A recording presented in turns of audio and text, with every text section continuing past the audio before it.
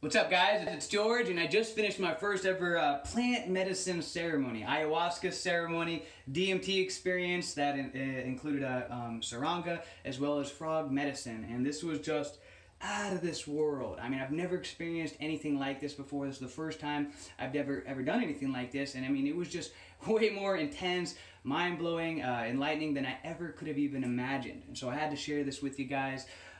So in this video, I'm going to share with you about, why I decided to do this, the whole story about what happened, because it's pretty wild, and then also just, my thoughts and reflections, about, would I recommend it for other people to do? Is it really necessary? Is it something that I would do again? And, just other thoughts and reflections.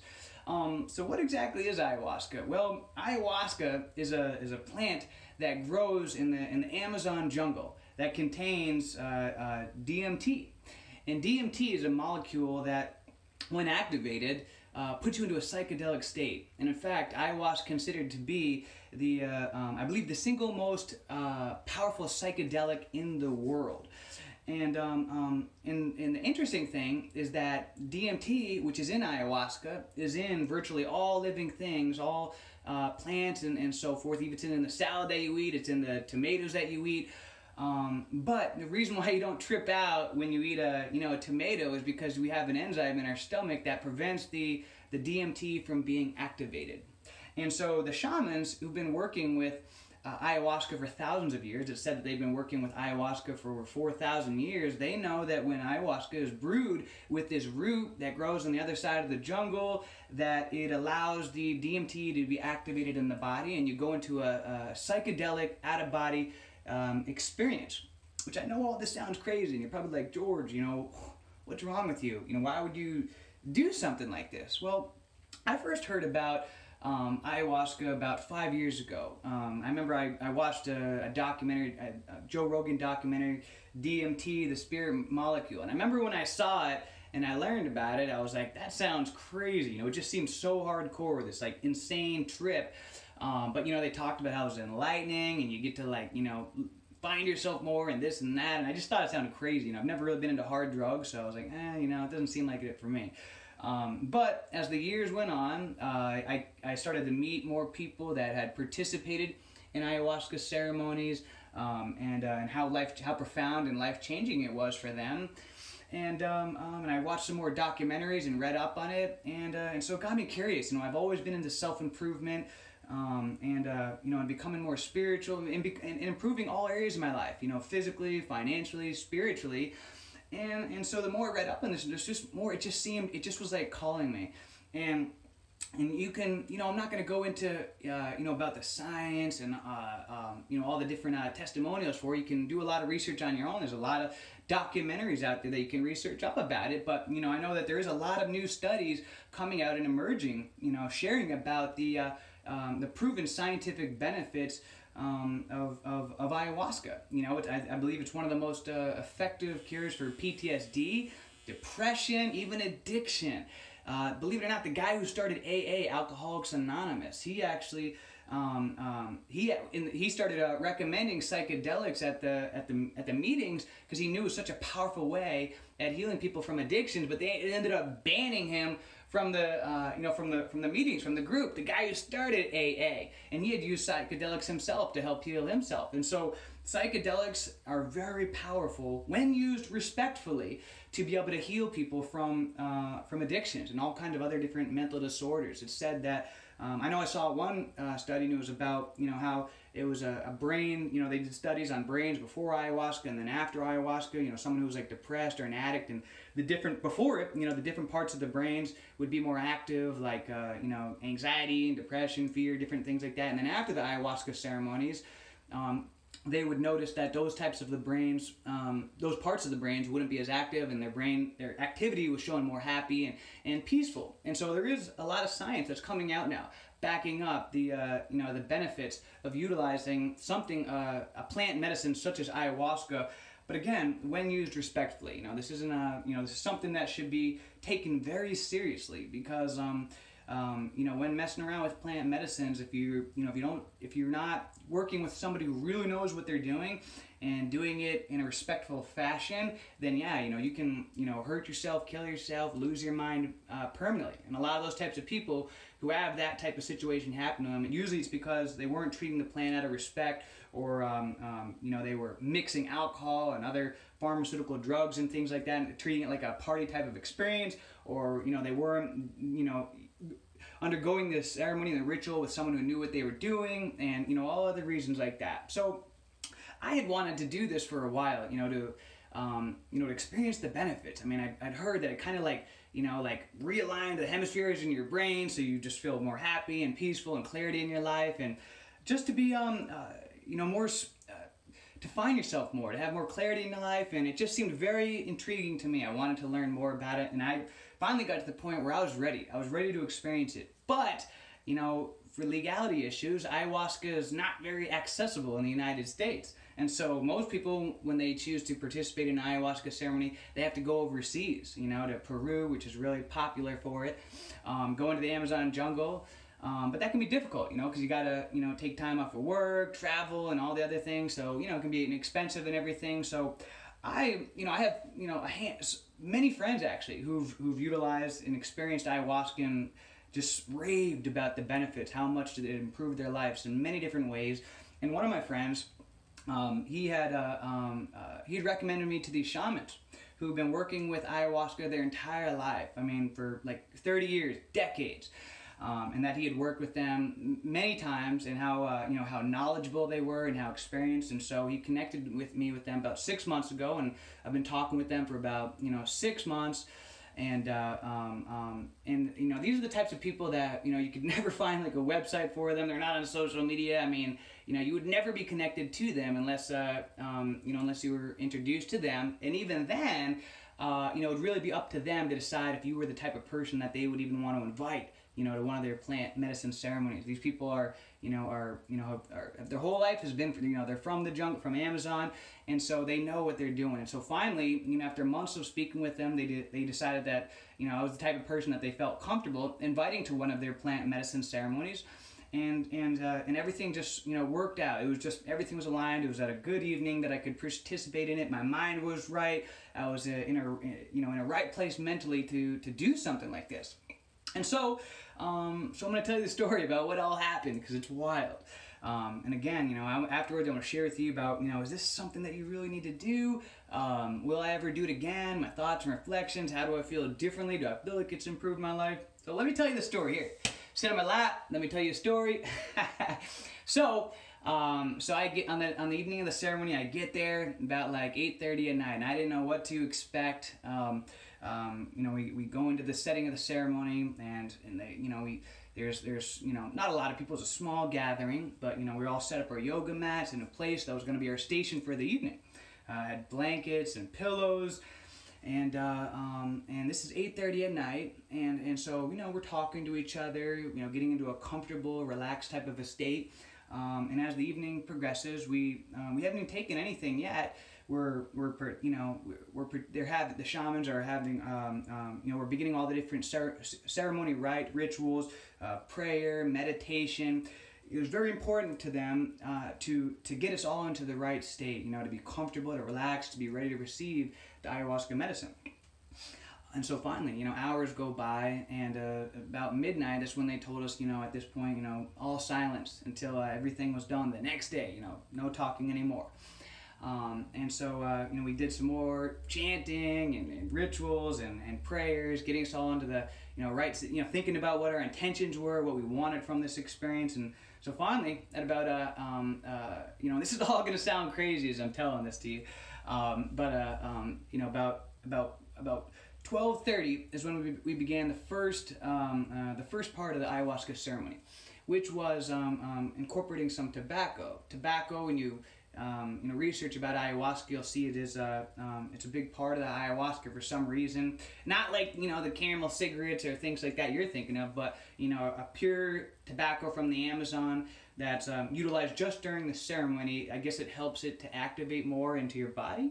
I'm not a scientist, so if I say anything wrong or anything, this is my first time, then please forgive me.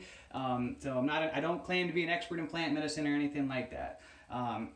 So we at that time about 12:30 is when we began that first part, and it was very interesting. It was like a powdered tobacco mixed with some other plant. I forget the name of it, from the Amazon jungle, and he had this this like horn type thing.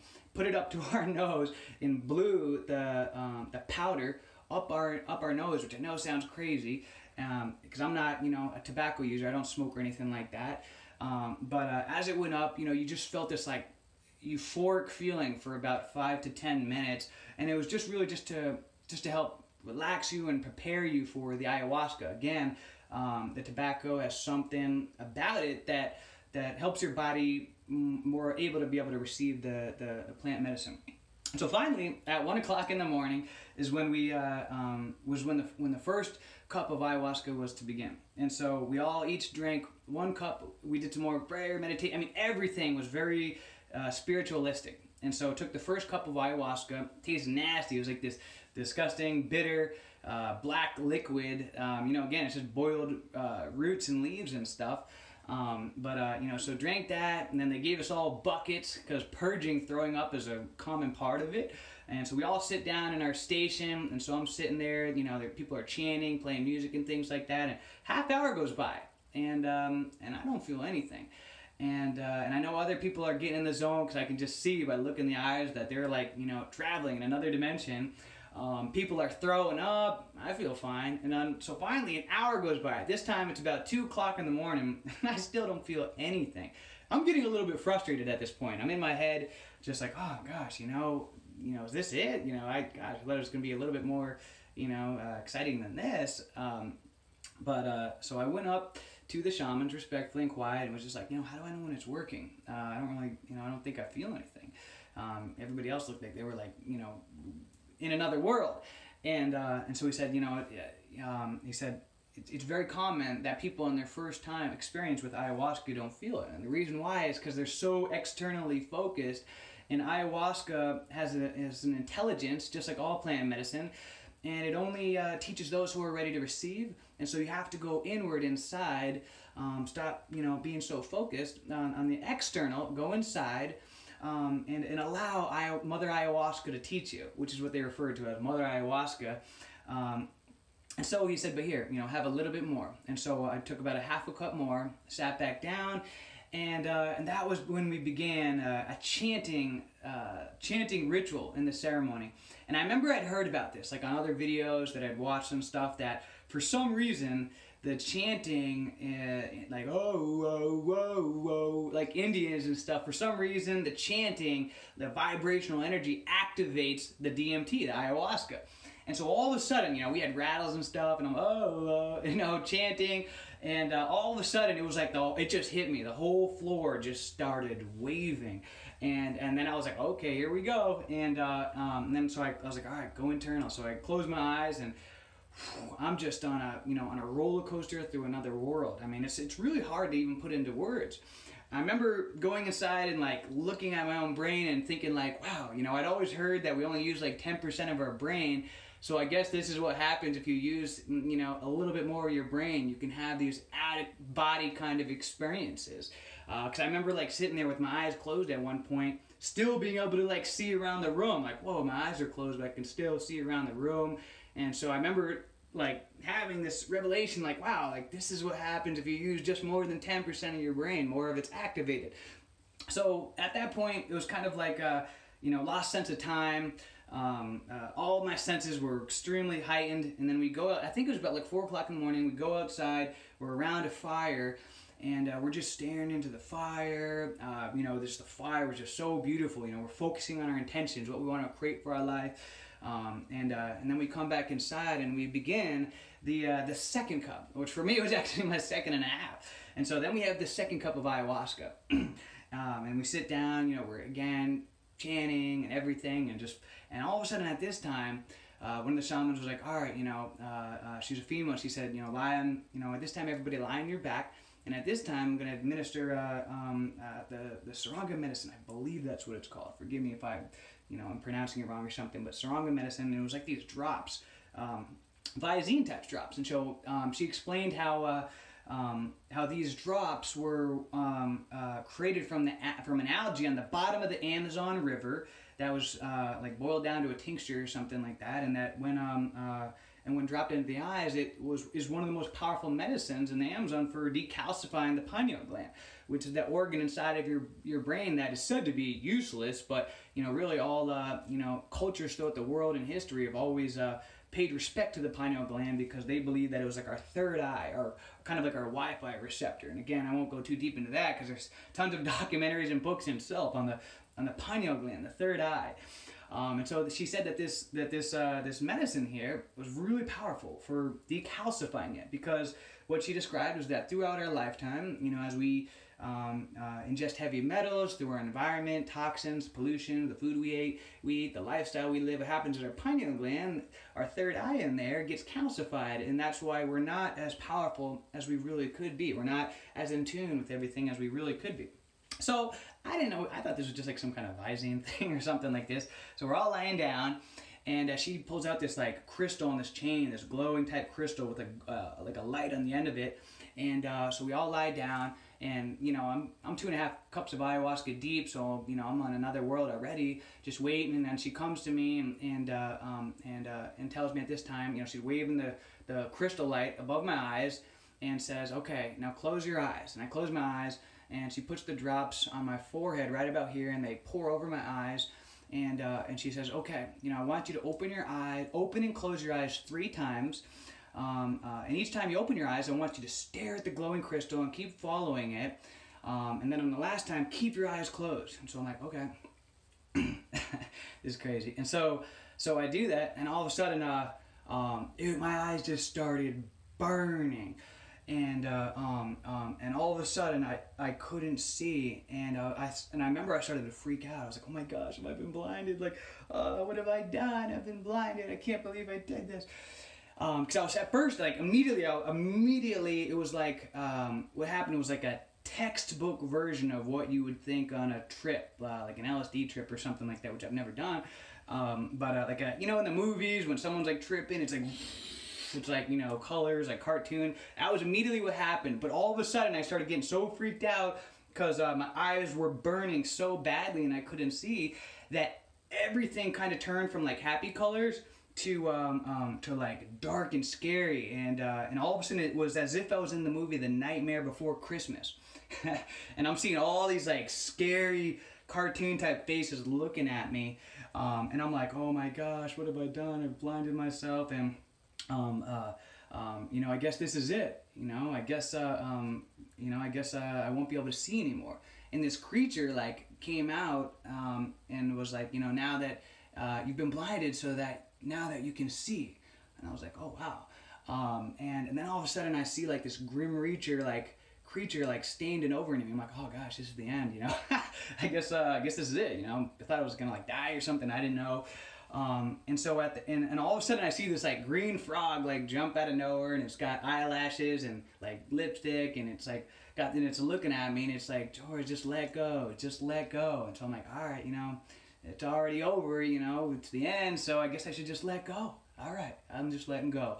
I'm blinded, I'm dead, whatever, I'm just letting go." And at that moment, all of a sudden, everything started to turn colorful and beautiful again. And at that moment, I just let go of control, and I just went with the flow of the situation. And I was on this journey into this other dimension it's just really hard to explain. It's just out of this world. And I remember at one point I was like I would start to have conversations with some of my ancestors that were passed away, like my great aunt who was almost 100 years old. She recently passed away, and I remember I saw her and I started to talk to her, and she disappeared. And then all of a sudden this frog creature kind of was like my guide too. And I remember all of a sudden it kind of like told me it was going to show me my past life. And so the next thing you know, I was on this ship out in the middle of the ocean, and there was like a storm going on, and I guess that this was how I died in my last life, because the ship was like a shipwreck from the middle of this ocean. So I don't know for sure, but from what I gather, maybe that was how I died in my past life or something. And then all of a sudden I remember I see this like snake like dragon like creature come out, and beautiful, just like you know, looking at me, and all of a sudden I see inside of it, it's got like, I start to see these like little cracks, and I see inside this like yellow light coming out. I'm like, what is that? And all of a sudden, like, I could see it enough as it got closer that it was like a treasure chest with gold inside that was glowing. And I kept seeing this creature like come around me, and then it would disappear, and then later on it would come back, you know, while I was in these journeys. And I kept seeing, and I kept thinking, like, what are they trying to show me? Like, what's Mother Ayahuasca trying to teach me by showing me this, you know, gold chest inside of this creature? And so I still don't know exactly what it was trying to teach me from that. What I'm thinking is that maybe it was trying to tell me that the treasure is within me, not external. I don't know for sure. I still have, you know, still gonna marinate and digest this whole experience to think what it was that it was trying to teach me. But it just, you know, I just went down I just went with the flow, and it got to finally, as everything started to calm down, I opened my eyes and I could see that I could really see, but then I didn't want to open my eyes. I wanted to just keep them closed so I could stay on this ayahuasca psychedelic type of journey into this other dimension, because I felt like I was learning, and I just was so curious about you know, how deep that I could go. And so as things started to calm down, like I said, time kind of disappeared and everything. It was the next morning. I think it was about 10 o'clock in the morning. And at this point, you know, the ayahuasca had, you know, kind of calmed off. I was back to reality, and at this point, the shaman said that at this point we were going to begin the last part of the ceremony, the plant medicine ceremony, and this was, we were going to, for those that wanted to participate in the frog medicine, and so the Kambo frog medicine, and so I said, you know, I'd heard a little bit about this, you know, from friends and stuff. They didn't really, nobody really told me. I guess they wanted to be surprised. But that this frog medicine, what it was explained to me and how the shamans explained to it right before, was that as the Kambo, it's a toxin from the Kambo frog, which is in the Amazon jungle, and it's considered to be, the Kambo frog, I believe it's considered to be one of the most poisonous frogs in the entire Amazon. And that it's so toxic and poisonous that it has no mortal enemies, but that this frog has a lot of wisdom, and that the shamans and everything and the people of the Amazon jungle really have a lot of respect for this Kambo frog. It's called the singing frog because how they get this this toxin from the frogs to utilize as a medicine is to sing to the frogs, and the frogs come down from the trees, and they're able to get the medicine from the frogs without harming the frogs, which I thought was great. You know, so they don't, you know, they're able to do it in harmony with the frogs, where you know, it doesn't harm the frogs at all, and then the frogs, you know, go back. It's like as if they're giving this. And so the tribesmen and the people who have lived in the Amazon jungle have used this Kambo frog medicine for thousands of years, and they consider it one of the most sacred medicines of the jungle, because they use it anytime they feel out of balance in their life, or, you know, just not feeling like, you know, basically just out of balance, or maybe a little toxic or something like that. They would administer the Kambo frog medicine, and it would ground them and bring them back. So I thought, wow, this sounds great, yeah. She said, you know, raise your hand, those who would like to participate in this last part of the ceremony. And less than half the people raised their hand, and I thought, wow, you know, why doesn't everybody want to do this? You know, after everything we've been through tonight, you know, you guys, I was like, I want to get the whole full 9 yards at this point, you know, I'll do this frog medicine as well. You know, again, you know, they said it boosted your immune system, it was like, helped get rid of inflammation in the body, you have more energy, all kinds of great benefits after, you know, afterwards. So I thought, all right, this sounds great, you know, let's do it. And so, I go up there, and they have this, like, I think it was a tobacco leaf, and I was on fire, and they burned 4 holes into my arm. See if you can see it right here. They burned these 4 holes into my arm, and then that was where they put the Kambo, the frog medicine, the toxin, right there, right under the burned holes. And they give me like 3 buckets. I was like, huh? I didn't even throw up once the whole night. And so, so I go back down to my seat, and they assign someone to be my helper. They're like, okay. And then the guy's fanning me and everything. And so I sit down. I didn't no idea what to expect. And all of a sudden, instantly, I see my whole life flash before my eyes. And immediately, I just started throwing up like crazy. And my whole face and body is just, sweat's just pouring out of me. Boogers are flying out of my nose. Snot's pouring down my face. And for 30 minutes, this was the most like intense, excruciating, painful, unpleasant type of experience that I've ever gone through. And I remember just thinking, like, why did I do this? You know, they were just telling me how this is like one of the most poisonous frogs in the jungle. And yeah, you know, hey, let me take this frog poison, you know? And I was like, why did I do this? This is so painful. I mean, I'm just throwing up uncontrollably. I couldn't stop. And, you know, I'm taking off my shirt. I remember I was unbuckling my pants because it just like, I was just so hot. And I was like, oh my gosh, like I felt like I was gonna die. Like I thought I was gonna die, and I'm sweating. I mean, I must have filled up 10 buckets worth of throw up. Not even kidding you. I mean, they were just like replacing the buckets, and this bile is coming out of me. I didn't know what it was. It was so nasty, and what I guess it was toxins or maybe heavy metals that I've had in me for a long time. And as it was coming out, I was making, because it was so toxic coming out of me, my lips were all swelling up. And it was just awful. Finally, after about 30 minutes, I mean, I just passed out, and I just, you know, they covered me up in blankets, and I just went to sleep, and then finally woke up, I think around like 1 o'clock, and I felt better, and then after that, they closed the ceremony. We had food, we had this vegan spread of food, and we all talked about our experiences, and then yeah, and that was the end of it, and so it was just crazy. And so, you know, let me say, is this something, I know this all probably sounds mad. You're hearing this and you're probably like, okay, George, all right, you know, you're pretty crazy, man.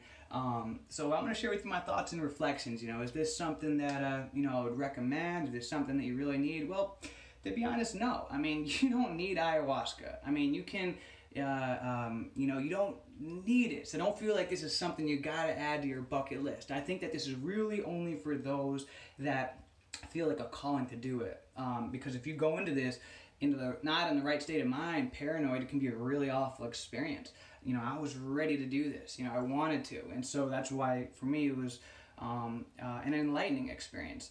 But you don't need to do ayahuasca, you know, okay? You know, I know that may offend, you know, people who are like super ayahuasca people and everything, but, you know, I don't think you need to do it. I don't think it's for everybody. But for those that are ready and that do feel a calling to do it, then, you know, research more into it and you decide for yourself. If you do feel that it's something that you want to participate with, then, you know, then go for it. Just make sure you really do your research and make sure that, you know, you do it with somebody that is extremely experienced. You know, somebody, you know, like the folks who I went with, they've been working with this their whole life. I mean, over 30 years, decades of experience, their whole life revolves around plant medicine. You know, they're from the Amazon, you know, so if you're going to do this, I would recommend to, you know, either go to the Amazon jungle to work with real shamans, you know, or some other setting like that with folks that really know what they're doing. They have a lot of experience, and that you have the right intention going into this, the right mindset and everything, because if not, it can be an awful experience.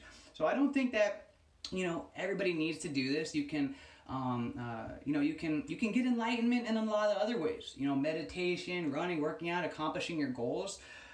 So there's a lot of other ways to, you know, to get enlightenment as well. Now, will I ever do this again?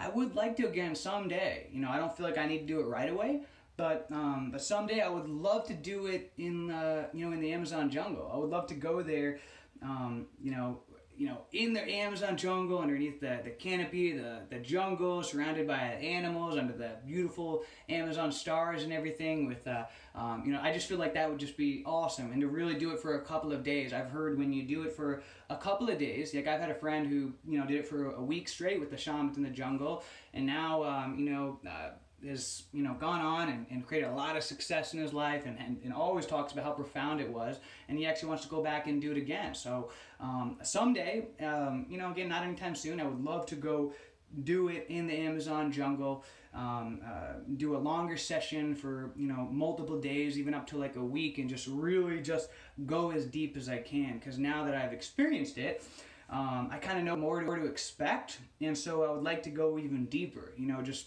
really go in deep to see what Mother Ayahuasca has to teach me. I'm grounded in my life, I'm happy, I'm not, you know, I'm not depressed, so I didn't do this to, you know, cure depression, or, you know, I'm not like a drug addict or alcoholic or anything like that. For me, really the reason why I wanted to do it, because like I said before, I had a, you know, a calling.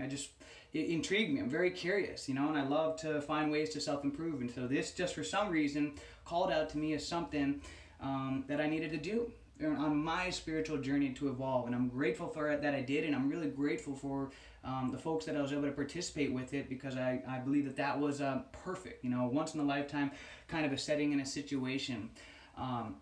So will I, I know, and this is something I also want to say, is that, don't think of ayahuasca as like the cure for your procrastination, for, you not accomplishing your goals that immediately you're going to do. Because I have a lot of friends who participated in ayahuasca many times, and they still are procrastinators, still making excuses on the not accomplishing their goals. They're still, full of it. And I remember that kind of turned me off, because I was like, okay, you've done ayahuasca all this time. It's supposed to be so enlightening. So why are you still, making all these excuses in your life and procrastinating? And so don't think that you're going to do it and that it's going to be this magic pill and all of a sudden you come back and boom, you're like a millionaire and all your dreams come true the next year. Something that I really loved was that, the next day, it was interesting, that following night I slept for 12 hours straight, but then the next day, I had all these business, it was like rain business problems, all different kinds of things, customer problems, this and that, and it was kind of a stressful day, and I actually kind of liked it, because I was like, you know what, good, I'm glad that this is proof that it's like, hey, that wasn't just the answer to just do ayahuasca and all my life's problems will be cured, and I'll just be walking around like a saint, a sage for the rest of my life, totally peaceful. It was kind of a stressful day when I got back, and so I was like, this is good. Because I think some people think of it as like that, like, oh, I'm just gonna do this, I'm gonna procrastinate on all my goals and everything until I do ayahuasca, and then once I do that, and then I'm gonna come back as a new man and I'm gonna conquer the world. No, I think there is no replacement for strong habits and taking action. I think ayahuasca can be a tool that you can utilize to go inward and to learn more about yourself and to grow in your spiritual evolution, but it's not just like this cheat code to be able to, come back and think that you can just eat like a pig and junk food and, or whatever, you have to, it's just a tool that you can use to learn more about yourself and to realize that there is more to this life than what just meets the eye. In this world, especially in the Western world, we only believe in things that we can see, we'll trust taking a pharmaceutical drug, prescription drugs from the doctor, pills made with all kind of chemical compounds, but, no way would I try something like a plant medicine, from nature. No, that's too crazy. So we have this like strange thought pattern in this Western world where, we only trust, if it comes from a doctor, a scientist, but not from, but we're not as connected with the spiritual. So I think there is something to be able to get back to nature, to realize that there is more to life than what we can just see. A lot of people, Terrence McKenna, they see DMT, ayahuasca as a way, as like a portal to other realms, to be able to communicate with, beings or whatever from other dimensions, just to see that there's more to the whole picture than you thought, to go inward, learn more about yourself, to learn how to activate more of your brain. And yeah, like I said, I could just talk on and on and on about this. I feel like I could write a book just from this one evening. For now, that's all I wanted to share, guys. Don't think you have to do this just because I did it. Do your own research. If you decide it's something for you, you don't need to do it. But if you do decide to do it, make sure you do your homework, do it in the right way, research, and treat it with respect. With that being said, guys, until next time, I hope you're having a great day, a great week, a great month, a great year. Let's make it a great life. See ya.